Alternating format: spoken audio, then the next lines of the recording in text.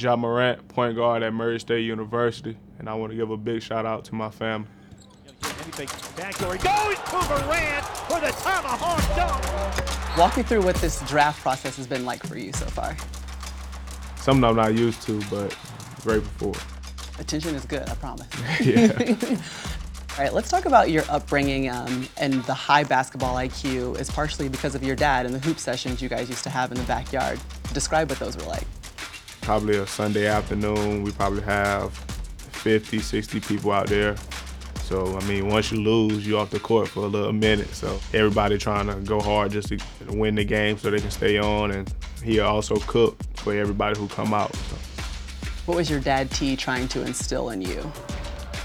I guess this killer mindset. There was times when my team probably was losing, and I had to score for us to win. He stuffed it! Two hands and jammed it.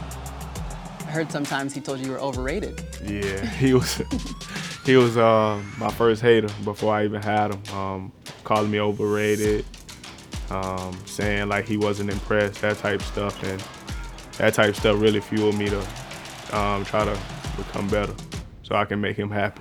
Curry behind the back. Oh, he puts it in! There are guys like McCollum, Dame Lillard, and Steph Curry who have obviously made a huge name for themselves. They're stars in the NBA, but they came from mid-major schools. Yeah. How much do you look to those guys and what they've been able to do as a perfect example for who you are and where you're headed? I mean, they actually give me a lot of confidence. Those three guys you named really opened doors for guys like me coming from a mid-major program, not really recognized, and finally get recognized. So going into the NBA, I'm gonna try to make a name for myself just like they did. So I know that the great point guards are hard to come by, but you have a term for them. It's the point god. Where did that term come from?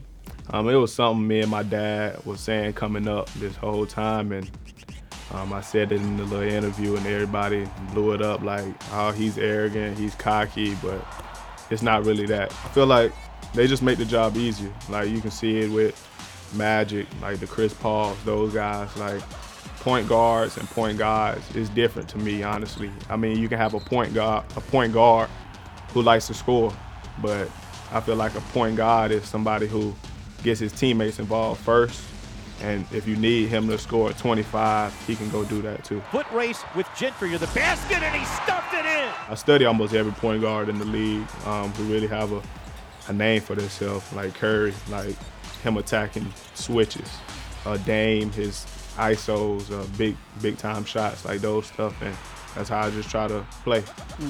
What's going to be your advice to the kid that's coming up that they too are under-recruited? They're waiting for that break.